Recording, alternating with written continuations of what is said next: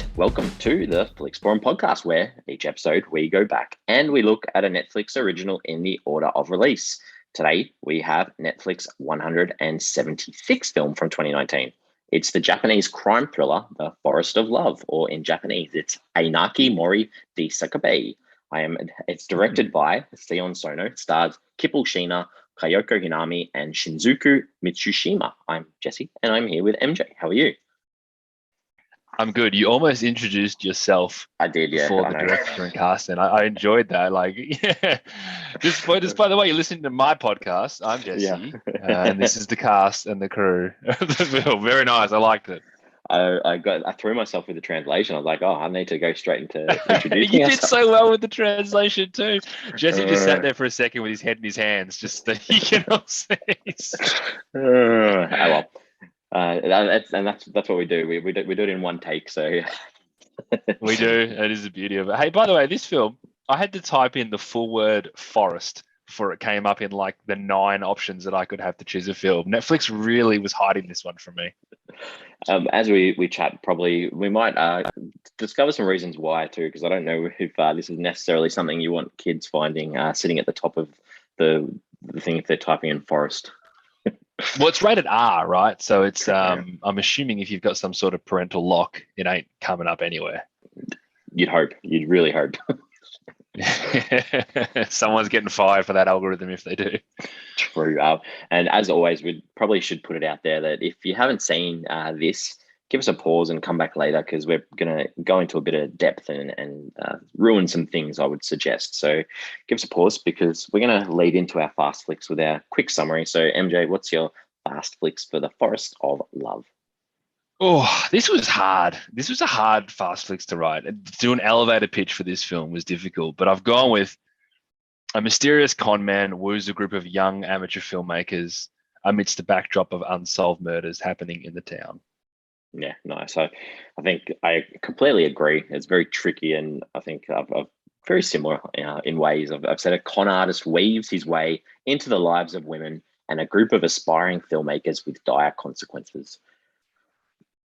That's really good, because I mean, like in both cases, we've gone, we've tried to stick to the plot in that fast flicks as much as possible, and I think we're probably trying to stick to a plot more than the filmmakers are. So. Yeah, true. And obviously an international film, sometimes we struggle to work out a lot about the making or creation of this. So did you find anything of interest? Yeah, nothing significant, and I'm hoping you might have found more than I have. When the film starts, it does say based on a true story. That obviously piques interest straight away. And the film was inspired by the murders, torture, and extortion committed in Kyushu, Japan from the mid-1990s to the early 2000s by convicted serial killer Futoshi Matsunaga. It's a long time that serial killer was around for, looking at those dates. So the film itself, The Forest of Love, it was made based off those killings. I have to say it must be quite loosely based. I'm sure there's a lot of artistic direction taken in the nature of this film. But first screened on the 25th of June 2019 at the Netflix Originals Festival in Tokyo, Japan. And then it received its wide release on October 11, 2019 on Netflix worldwide. It also had a deep cut that was released on Netflix. What's that, like 6 months later, April 30, 2020, as an extended cut limited series with 7 episodes featuring an extra 2 hours and 15 minutes duration in addition to the original film.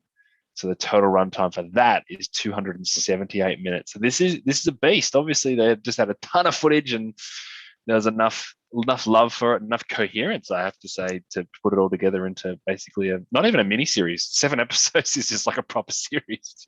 Yeah, true. I think unfortunately I don't have an awful lot more to add. I think that I checked out the actual events that this is based on from that serial killer of Futoshi Matsunaga. And I think that a lot of the situations and the manipulations done by this certain individual are definitely involved in what we see in this film. And realistically, some pretty disgusting and disturbing stuff, which we do see on screen as well. The translation for this one, I think that I found it really hard the literal translation in Japanese is it's Aina plain scream in the forest. And all I could sort of work out is that Aina is like a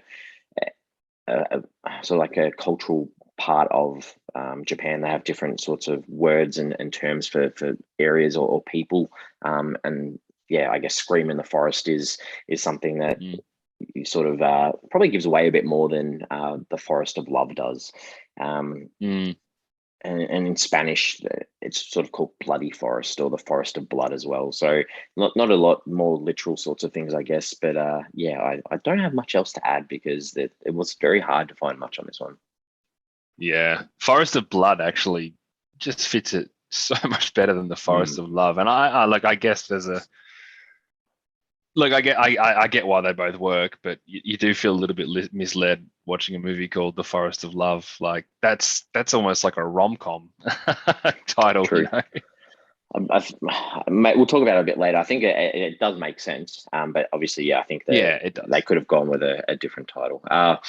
What could we see from what people, critics and audiences are commenting about this one? Yeah, this is a little bit interesting. Particularly the two platforms I like to look at are IMDb and Letterboxd, and sitting at a 6.3 out of 10 on IMDb, 2,400 ratings. But what gets me is Letterboxd had nearly triple the amount of ratings, and a wonderful 3.5 out of 5. Now, Sion Sono obviously has quite a big reputation with a particular audience of film lovers, more of your Letterboxd audience, obviously.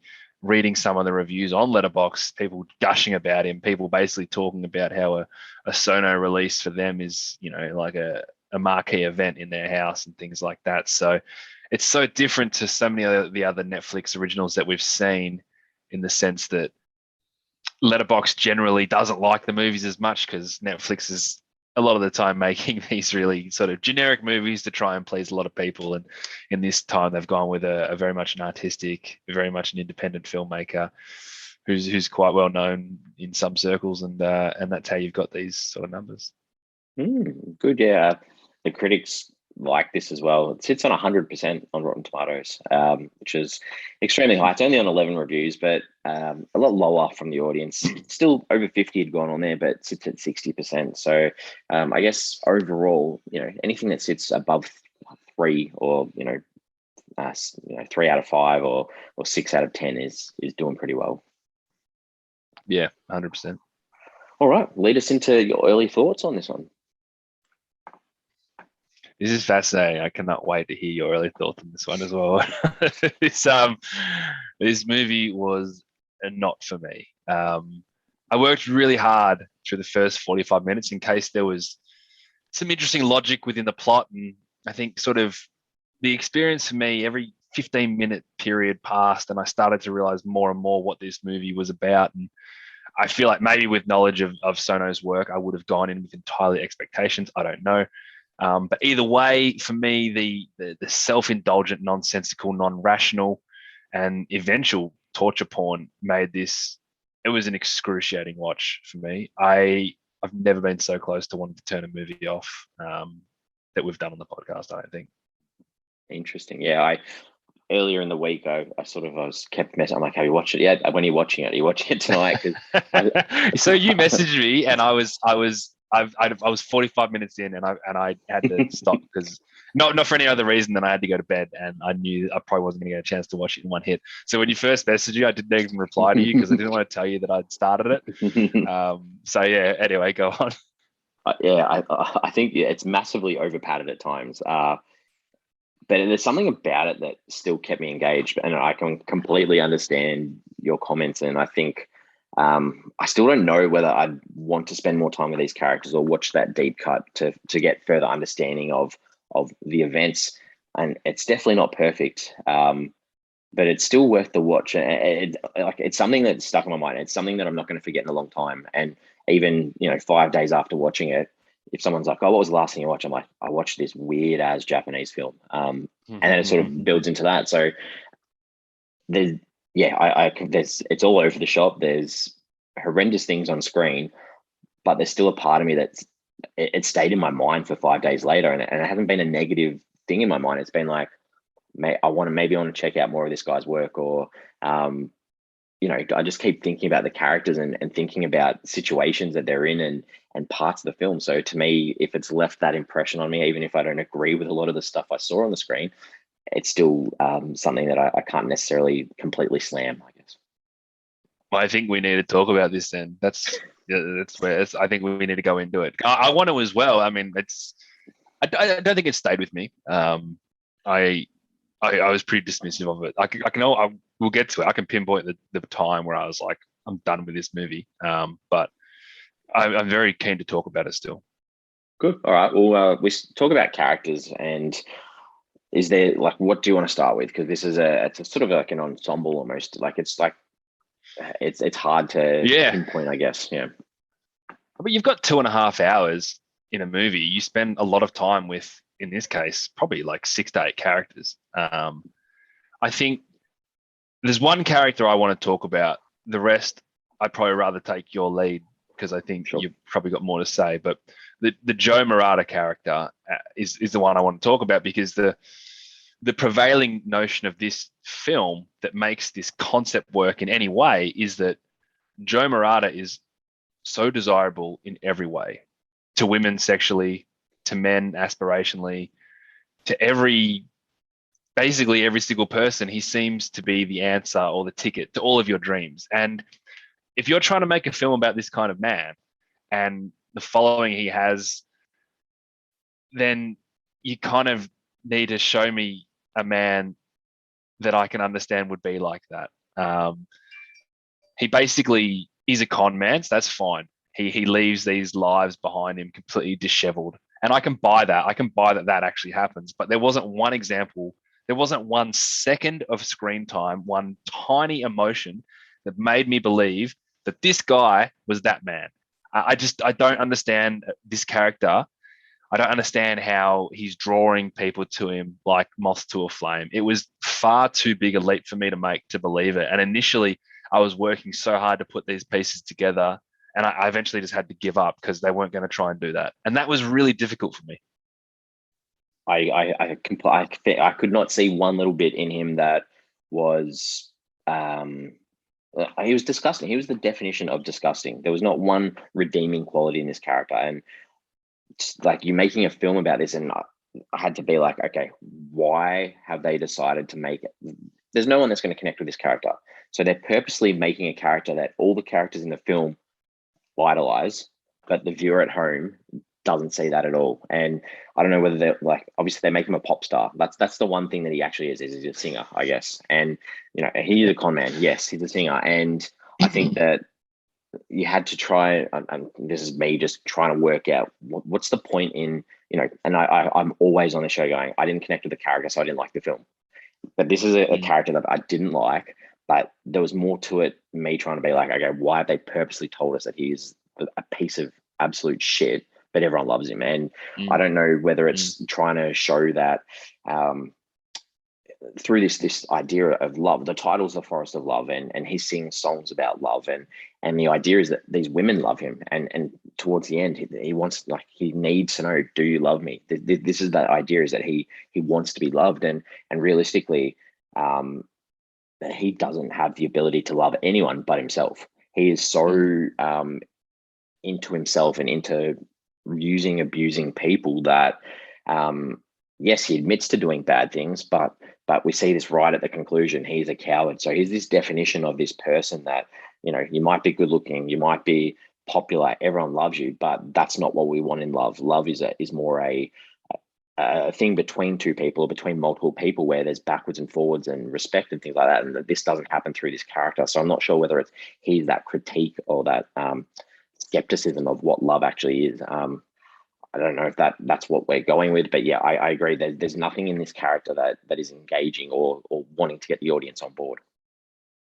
Yeah, it's just too indulgent and too deliberate to even spend the time thinking about what they're trying to say about him. It's almost they want to make it so jarring. This movie is almost less about what to take out of it and more about the the emotional impact or the visceral impact that you get whilst watching it. Sono is trying to get a rise out of you whilst watching this film. He's trying to make you feel a certain way. And with Joe, it's like, I don't want you to figure this guy out. This is my take. I don't want you to figure this guy out. I'm just going to show you something that's really, really bad and see what you can do about it. And he does this. The fact that it's 2.5 hours, the fact that there's some scenes that are just too hard to watch, he is deliberately indulgent in doing this in a way that you sit there and go, well, maybe films don't need to have a sensible plot. Maybe films don't need to have characters behaving in a way that makes sense to me for them to still be artistic, for them to still have something on screen that I'm just like, you know what? That's really, really cool that someone's brain has thought this up and brought this to life. And that's what I have to assume the people that like this film like about it, as opposed to, yeah, but I like the fact that Joe Murata does, recognize that the way that his self-love isn't the way to do it. Because I get the feeling at the end when he asks Mitsuko whether she loves him, is more about checking that his allure is still there. I need to make sure that this thing that I'm doing still works, as opposed to I want you to love me. It's a bizarre character study, but personally, it kept me out of the film. He needs that love to continue his cons, and like you mentioned, he's got to continue that, and that's because he does not have that ability to understand what love is. All right, let's a character. Yeah, let's keep going. So I think it's hard to who to talk about next, and you've mentioned Mitsuko, so might just lead in with her because I guess realistically this is from her point of view for a fair amount of the film, and the idea that. And it's hard to talk about her without talking about Taiko as well, because they're both in love with the same person through these flashbacks. And the idea of Romeo, or was it Iko? I think Iko was the girl that they both had feelings for. And they're both dealing with the loss of this character. So, and through Mitsuko, I guess the shrine that we see in the bedroom with these dolls and the toxic relationships with everyone else that she has with her dad and the mother who doesn't know better. I think that she sort of needed, and there's this break in her through this character, that the idea that everyone around her wasn't as bad as her and she wanted to be the worst. She needed to prove that she's just as bad as everyone else. And again, it's a hard, there's not one character in this film that I was rooting for or wanting to get out of this film at the end. So it's really hard to sort of talk in a sense when, sometimes you get passionate about characters because you really connected with them or love something they did, whereas there's nothing really here in any of them that did that. Yeah, I mean, she's almost like a study of mental health and being trapped in your own head, because I thought this film was going to be about her breaking through from this grief that seemed to be plaguing her, and she was basically physically and mentally stuck in that bedroom. She hadn't grown up with all the dolls and things like that. She's 25 years old, living at home, which again, culturally, I'm not sure if that's as normal or not normal as it could be, but she's completely stuck. And I thought this film was going to get her out, or in a sense, it's Joe that does get her out of that funk, but then it goes into a point of almost like a brainwashing, and she's in such a state basically throughout the entire film that it's really hard to figure out where she's at any particular time, whether she's suffering from a depression or a post-traumatic stress thing, or whether she's suffering from the fact that her brain is just mush from the torture and the sexual abuse and everything that she's exposed herself to. It's just grim all around for her, and it's really hard to really go past that. Yeah, and I guess it's interesting too, and I really like that idea that dealing with the trauma, dealing with the pain, dealing with her mental illnesses as well. But at the end we get this big reveal where she talks about she knew from the start that Joe was a con man, and it was like she was playing him the whole time. Like, how much do we believe of that? Because no matter how much, and I don't know whether there's little clues throughout where Joe's trying to make her electrocute her dad, and she hasn't plugged it in, whether she actually is capable of the actions and she is in control or not. But there's just so much in this that leads to the other way, like you've mentioned.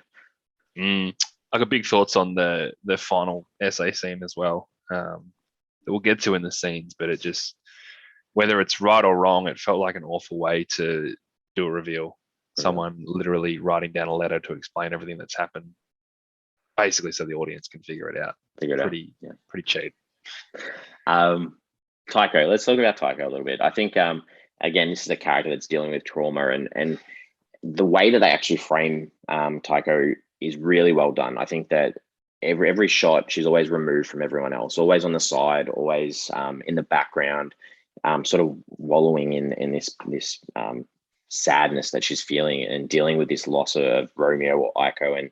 And that commitment that when they're on the rooftop and she makes this commitment that, if I stay alive, then I'm going to become a slut, I guess. And by keeping that promise, that's impacted her even worse than if she had just tried to rebuild her life. So it's another, and obviously this is a culturally different film to what we're used to off a Western screen. So, and suicide is a very taboo topic in Japan and Japanese culture. And it's just a very interesting character. And I just felt sorry for her this whole film. Like, she was just trying to do the right thing in trying to avoid Tsuku from having to deal with the abuse, but at the same time putting herself on that line. But how much did she actually, like, was she into Joe as much as everyone else? It's a tricky thing to discuss. Yeah, you really get the vibe that her and, out of the main people we see, her and Jay are the ones that are mostly aware of the fact that what Joe is doing is pretty fucked up. And I don't think Tycho ever really strays from that. And her going back to Joe is, as you said, is an opportunity to protect Mitsuko. And then the thing that bothers me so much about this film is that characters do cotton on to this, but no one does anything about it. And I'm not saying like call the police that this guy's doing the wrong thing, but Shin makes the point at the end that we all kind of knew watching it, that Joe is a coward. He's a bully, but he's a coward. And you just feel like if he's ever confronted, he'd back off because he doesn't have the will or the know-how to deal with anything like that because he's never had to. And Tycho's sitting, as you said, in the corner of the screen, sulking and sooking and, playing the victim, rightly so, the whole film. It's like, well, you've got other options. Like, you don't have to be doing this. You don't have to stay here. And that logic in my brain, which isn't necessarily part of the film, it bothered me so much that no one did anything about this guy. And I know it's not the point, but in my head, it is the point. Yeah, and again as well, I guess, and we've sort of had this commentary in Australia recently too with this film Nitram about the mass killings of people in Tasmania, and the idea too that if you're going to put it out there that this is based on real events, I guess you can't really have the audience feeling any sympathy for someone who's capable of not necessarily committing the crimes, but being involved in crimes such as this. And I guess that's a real touchy thing that they had to be really careful with how they portray these characters too. And I don't know, especially in the idea. I'm glad you brought up Nitram because I hadn't actually thought of it, and let's put aside, from my comment I'm about to make, let's put aside the cultural differences of me talking about an Australian film versus a Japanese film. Talking about Nitram is, I'm watching this film, I know the story of Martin Bryant, and I am basically learning in the cruelest way how a man could become this serial killer. I'm there. It's almost a psychological study because I don't understand how someone could do that. But I'm watching this film, and you watch the film, and you're like, I kind of get it. This guy has these issues. We're learning how it came to this. We're learning how people actually might have indirectly helped him, and that's how you watch the film. Whereas this film, and you apply a layer of logic over everything that you learn. This film, if you apply a layer of logic over these characters, and again, I'm ignoring any cultural differences that might be blinding me. But if you apply a layer of logic over these characters, it doesn't make sense. People aren't doing what happens. People aren't getting pushed this long, this far. He literally walks out of Mitsuko's house, sees her younger sister. He's never met her. This is like a 45-year-old man and just kisses her. People just don't do that. That doesn't happen. She's like 17. Like, there's so much. If you apply a layer of logic over this film, it doesn't work. And I guess that's why I'm stuck. That's where I got stuck. in reading a few of the crimes that the actual person committed in real life, they're unbelievable. Like, Yeah.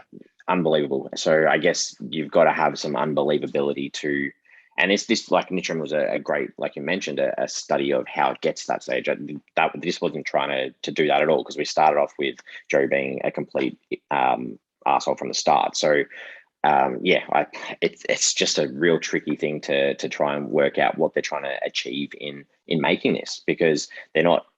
And I guess the one thing that you can say is that there's never any light and shade in this character. So they're going down the line that horrible, horrible, horrible. So that's a one positive, I guess. Everyone likes him, which takes away from. But you don't like him as an audience member, so you know that that you wouldn't be in the situation these people are in. So it's highlighting that the people that were persuaded by these types of characters, you don't connect with. So this is why I want to ask you a question then. If these murders that you're talking about are unbelievable, is it that this guy was just a savage torturer that people couldn't get away from him because he physically wouldn't let them get away from him? Or was this guy a con man as well, who seduced people into doing certain things and then murdered them? Or was it just like he just killed people? It was like the same stuff. He used electric like shock therapy, sex, money, all that sort of stuff. So it's like I don't know. And they were there by choice.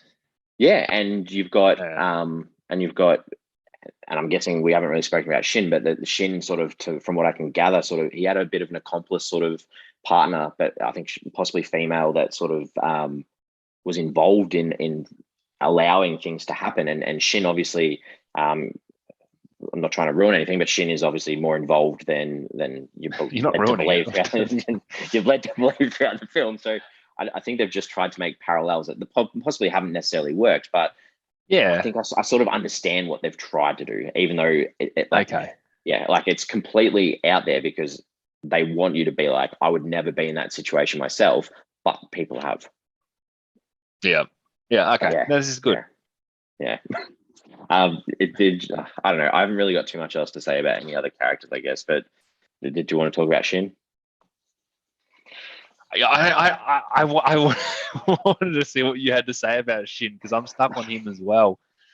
Because was this meant to be a big plot reveal?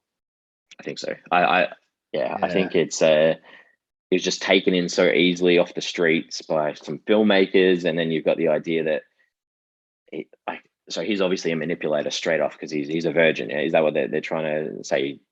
And he's obviously, we've already seen the news footage of these killings happening. So the only reason that you'd incorporate all of that with this reveal at the end is that you're just trying to mislead the audience the whole way through. Yeah. So the idea is, though, I got the feeling watching this film, the idea is that Shin was not part of Joe's stuff until Joe came along, and Shin was just the murderer. And Joe was just an asshole who just did his shit on the side. Yeah, okay, cool.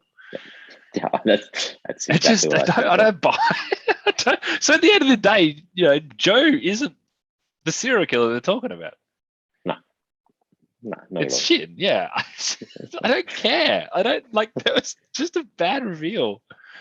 But they're trying to make that comparison, saying that the people that are poor in society, and I think in real life too, the people that work together that come along, two bad people coming together don't make two rights, two wrongs don't make a right, sort of thing. So I'd love to see if in the extended cut or on a rewatch, which I will never rewatch, but I'd love to see if there are any clues to Shin's involvement in all that. Yeah, true. I mean, you get an extra. It's almost like you get an extra movie worth of what's added in. All right, I think we should probably keep moving. So the director, obviously, we've sort of touched on this. Sion Sono, 58 directing credits. This is the first I'd seen, and by the sounds of things, same for you. Yeah, same for me. And again, by the sounds of things, this is not too far out of his wheelhouse for what we expect from him.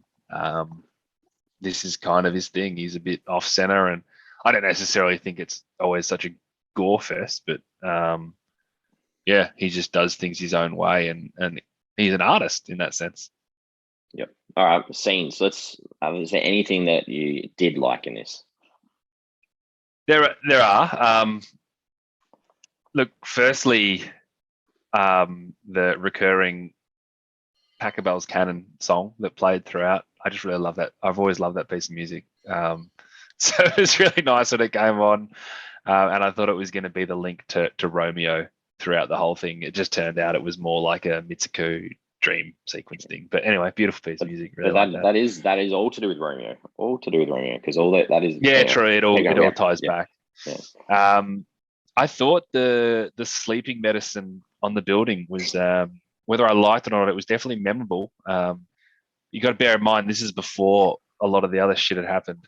So that concept, I didn't quite understand what they were doing. I thought they were said we're going to fall asleep or whatever, and I'm like, hang on, they're doing it on the edge of a building. So it was memorable. It was. I also had that because I think that, and possibly more on reflection, it's like, wow, this sort of started off where the film was going to go to, and I guess for me this is that point where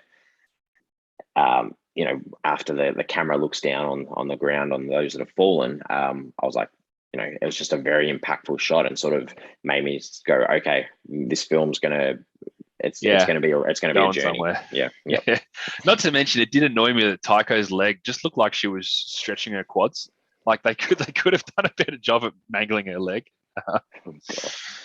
And the only other thing that I did like is this film was shot in a very amateur-y, chaotic way, deliberately. But there was an overhead shot of the boat after Taiko jumped out, which was beautiful, and it just showed the entire lake, and it showed Shin looking for her, and she was nowhere to be seen. I thought it was a beautiful shot.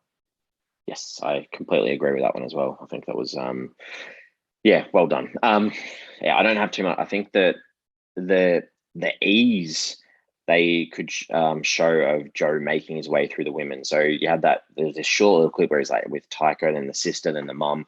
I think that just in doing that in such a short time frame, when you've got a film that's like so long, it did a lot for that character of Joe to continue for the audience to dislike him and think what a scumbag this guy is. And I know this is going to be a little bit controversial, I think, because I thought the essay at the end, I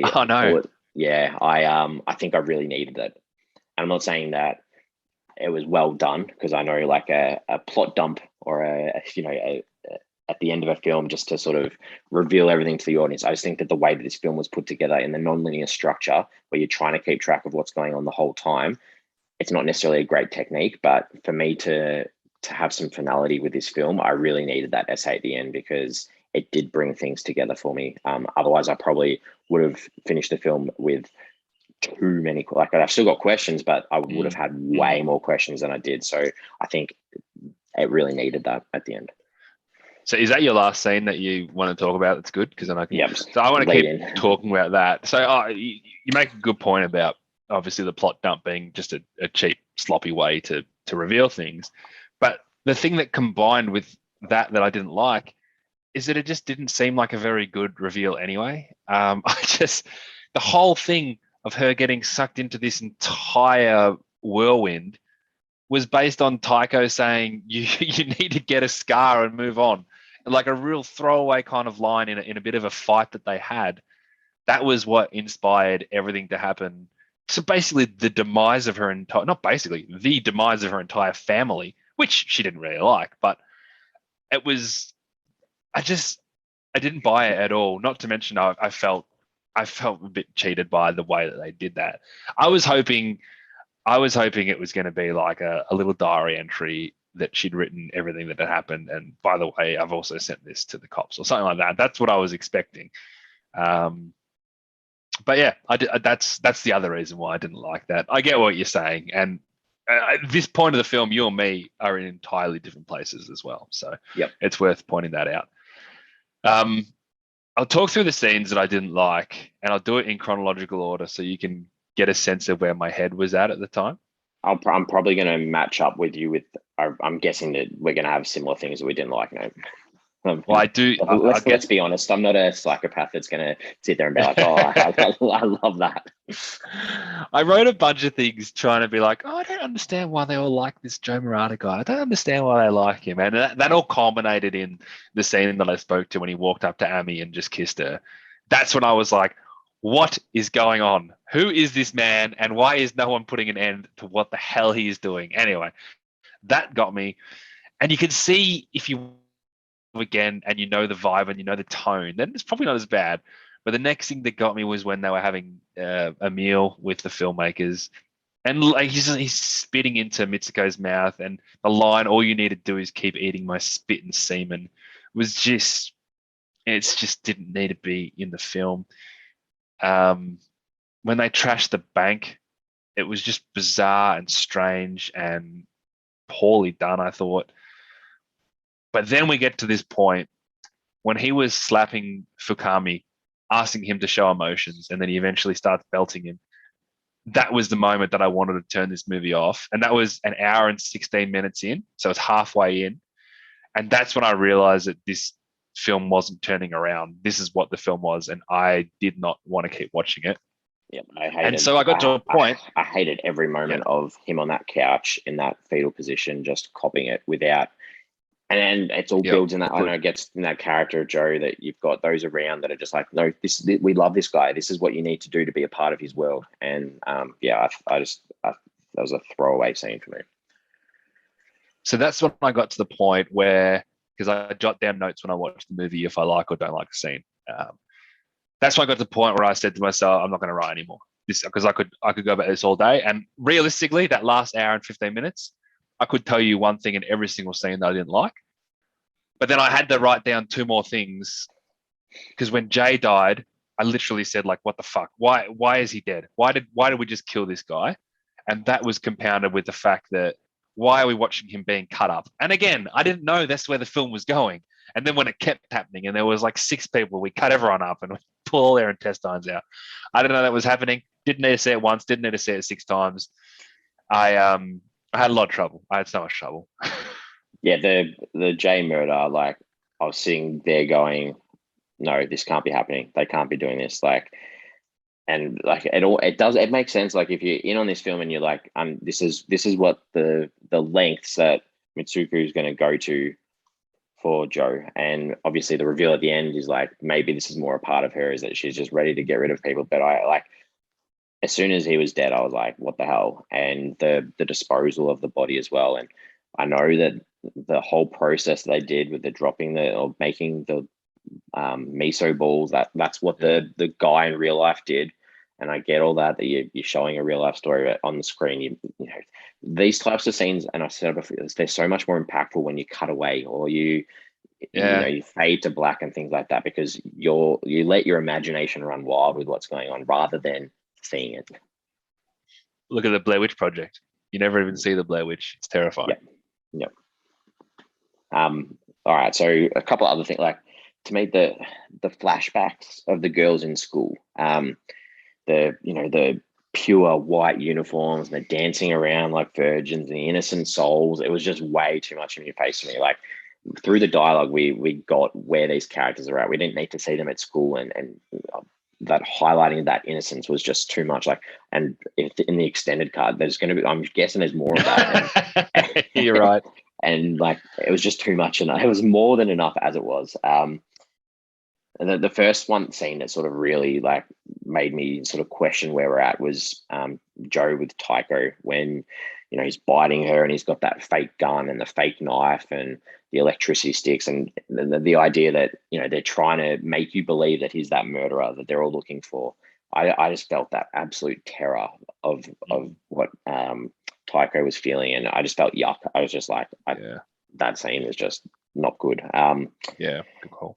And the other things that really sort of got me and this is just highlighting that power of Joe. So like, I understand why they've done it. They just don't sit well. There was twice where we had him in a sex scene with others in close proximity dealing with something else. And I get like, it's a technique that's admirable, but man, like, I don't it's a lot to take in. I don't need to see like him with the daughter while the parents are right there. I don't need to see him with, you know, someone that is just really upset sitting there crying while someone's trying to comfort them. And it was just, I guess it does what it's trying to do and create that tension and that hatred of a character. But I didn't like it.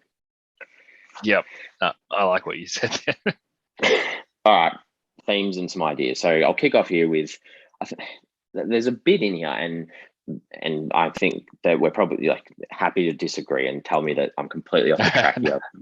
But these are just some of the other things that I sort of picked up on, and the lengths or the ability of whether they pulled it off is a completely different idea. But I think the idea of coming out of your shell, there's a few characters here dealing with tragedy and loss, and like you mentioned before, that creating a scar and moving forward.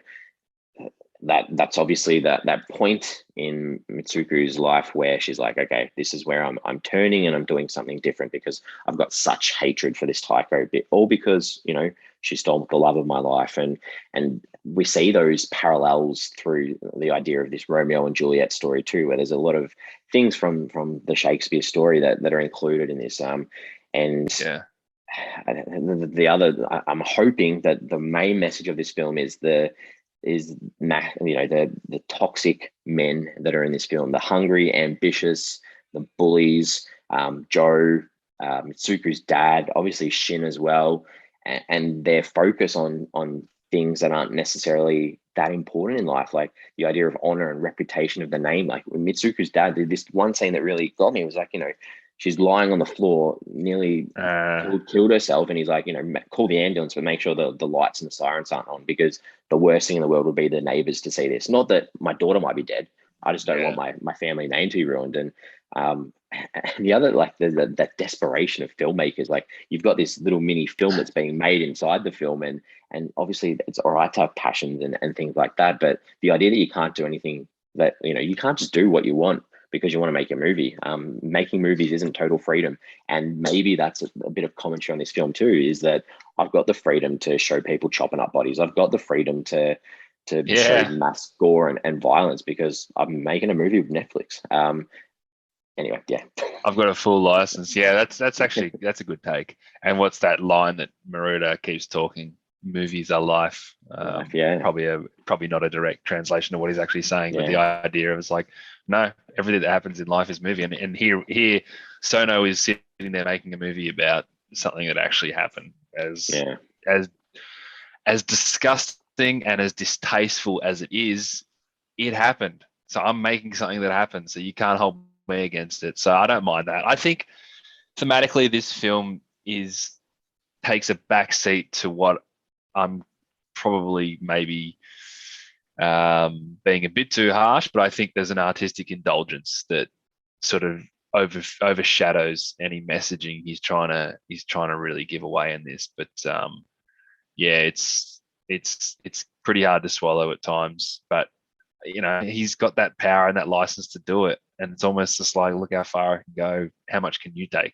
I feel like that's the question he's asking. How much can you take? Because this happened in real life. Here it is. Go watch it. So yeah. So what did you take away from this one then? I think I want to be clear on this. I do think that the translations are a little bit off. I did feel watching this that we were missing correct phrases or connotations or cultural things that just didn't click. And I tried to be wary of that when there were things going on that I'm like, that doesn't make any sense. There's a level to it that I'm like, I can't keep going this far. But I do think that we did miss a little bit in the translation. The other thing I felt cheated by, and considering how much I disliked this movie and its nonsensical behavior, I felt really cheated by the yearbook reveal. I thought there was going to be so much more of a reveal with that yearbook. And especially at the end of that first chapter, or whatever they called it. And she's like, oh, by the way, I gave you a yearbook to him. I'm like, oh, something's going on that's going to be really clever here. And I just feel like he just like made his way through that class. That's kind of it. Yeah. Yeah, it's like another one of those things they're trying to throw the audience off to make you think that he's the serial killer, crossing off all the people he's killed. All he's doing is just stealing their money and stealing their money. Yep, exactly. I think that we spoke a little bit about this already, but Sion Sono, the director, he's obviously got this style that he's famous for. I think he does what he wants and wouldn't really care what anyone thinks at all, and he'll keep doing that. And I guess for that, I'm impressed, because to be able to get Netflix on board and for Netflix to give him the freedom to do this and put this out, and even get them to be like, okay, maybe, how many people had watched or logged this on Letterboxd? Only 11 Rotten Tomato critics, and we had about 7,000 people on Letterboxd. and to be able to get Netflix to say, hey, I'm going to give you all the extra footage too. I'm probably going to want some more cash. Let's put that out too. That's pretty impressive from him. It is, but this is a guy who's already got a following, and Netflix isn't dumb. What they're doing is they're showing film lovers that, hey, we're getting all the cool, exciting independent filmmakers all around the world making originals for us. So it does go both ways.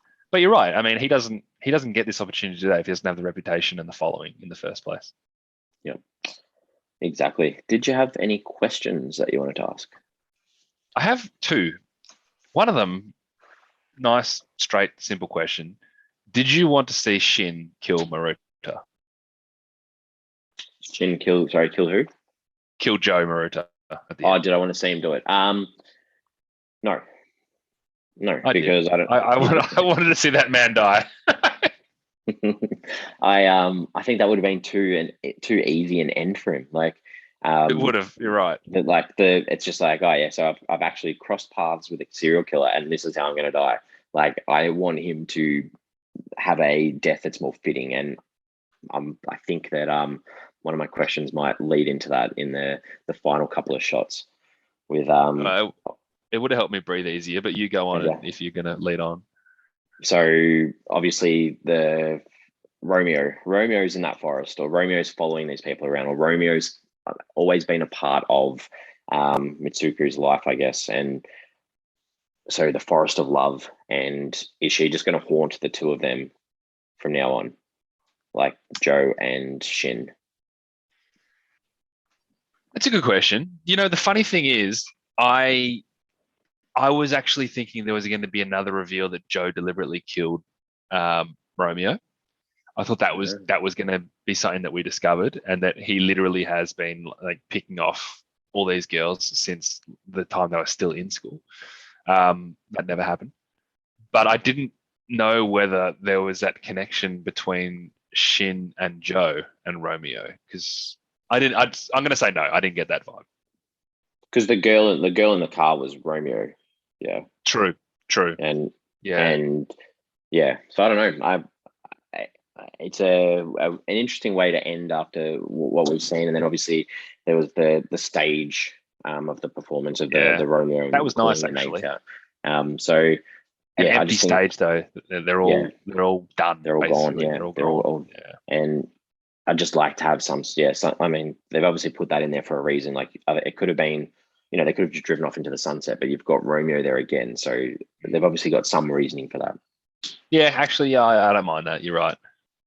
And the only other question I had, we've already well and truly answered. I was going to say, are you going to go back and watch the extended stuff?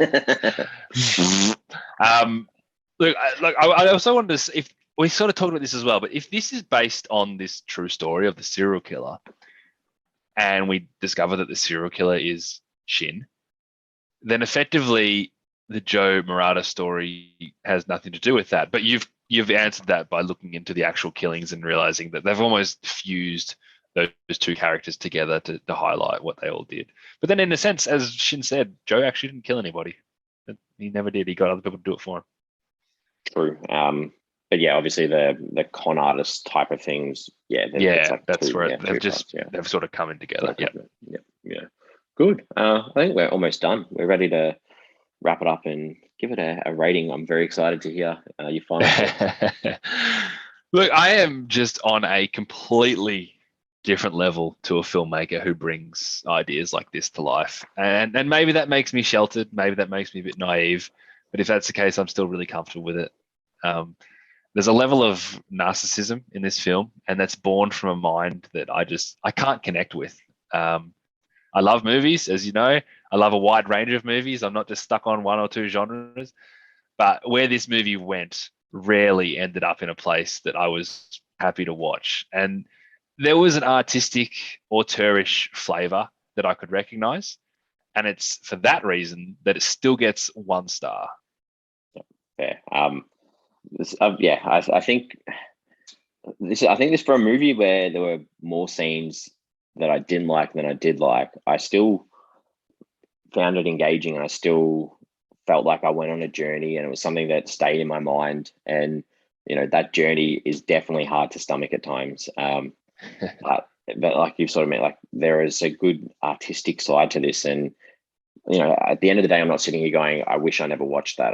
It's still something that I feel like I'm glad I got to see it. I'm glad I got to have a chat to you about it and hear the differing interpretations. So I'm giving it a 3.5.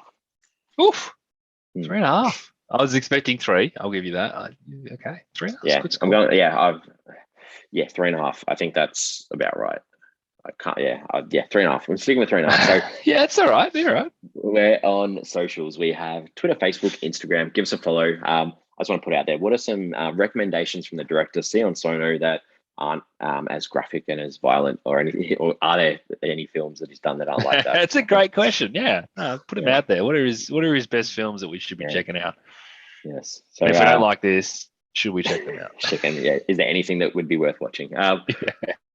We're back next week. We have a psychological thriller from 2019 called Fractured.